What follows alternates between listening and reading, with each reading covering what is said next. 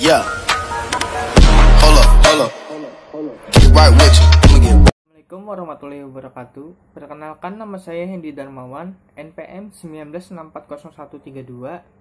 Saya berasal dari kampus Universitas Islam Kalimantan Muhammad Asad Al-Banjari. Dosen pengampu yaitu Adi Surya STMT, NIDN 1126058001. Di sini saya akan menyampaikan satu buah materi yang berjudulkan vektor.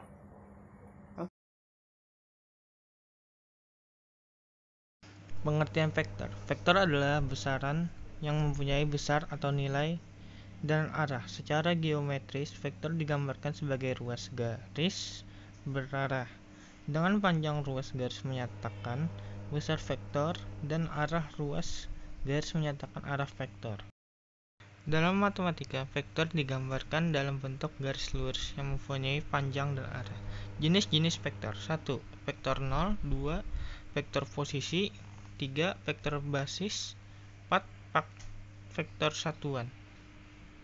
1. Vektor 0 adalah vektor yang besarannya 0, satuan dan arahnya tak tertentu. 2. Vektor posisi adalah posisi sebuah titik vertikal terhadap sebuah titik acuan tertentu, dapat dinyatakan dengan sebuah vektor posisi. 3. Vektor basis adalah vektor yang panjangnya 1, satuan dan arahnya searah dengan sumbu koordinat. 4. Vektor satuan suatu vektor yang panjangnya 1, satuan. Vektor satuan dari V. Vektor di R2 panjangnya segmen garis yang menyatakan vektor V atau dinotasikan sebagai V panjang vektor sebagai gambar di bawah bisa dilihat. Panjang vektor tersebut dapat dikaitkan dengan sudut O yang dibentuk oleh vektor dan sumbu X positif.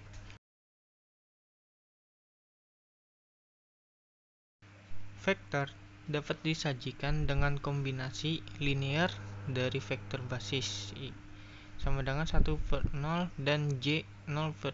Berikut adalah gambaran contohnya. Operasi vektor di R2. Penjumlahan dan pengurangan vektor di R2. Dua vektor atau lebih dapat dijumlahkan dan hasilnya disebut resultan. Penjumlahan vektor secara aljabar dapat dilakukan dengan cara penjumlahan komponen yang seletak jika A1/A2 dan B sama dengan B1/2, maka A tambah B sama dengan A1 tambah B1, A2 tambah B2. Penjumlahan secara grafis dapat dilihat pada gambar di bawah ini. Pengurangan vektor berlaku sama dengan penjumlahan, yaitu A kurang B, A1 kurang B1, A2 kurang B2. Sifat-sifat dalam penjumlahan vektor sebagai berikut ini.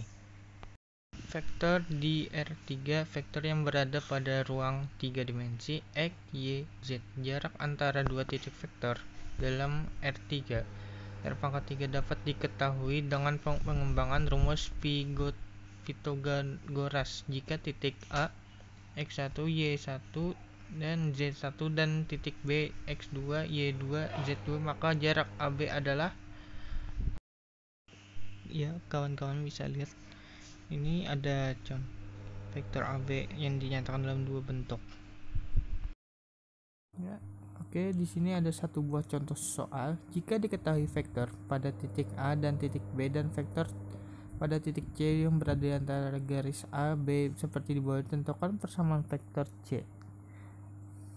Kesimpulan, vektor adalah besaran yang mempunyai nilai dan arah. Untuk menyatakan suatu vektor dapat dilakukan pada bidang datar atau bidang koordinat Cartesius. Besar Y panjang vektor dan anak panah mewakili arah vektor. Vektor disimpulkan dengan huruf tebal atau dengan huruf yang garis dibawahi. Jika untuk setiap nilai sklar U dikaitkan dengan suatu huruf A, vektor A, maka A dinamakan suatu fungsi U yang dilambangkan dengan A dalam kurung U dalam 3 dimensi. Ditulis A dalam kurung U sama dengan A1 ditambah A2 ditambah A3. Contoh fungsi vektor, misalnya persamaan dari gerakan bebas suatu partikel dalam ruang. Jika setiap titik dalam suatu ruang R3 dikaitkan dengan suatu vektor, maka ruang tersebut medan vektor.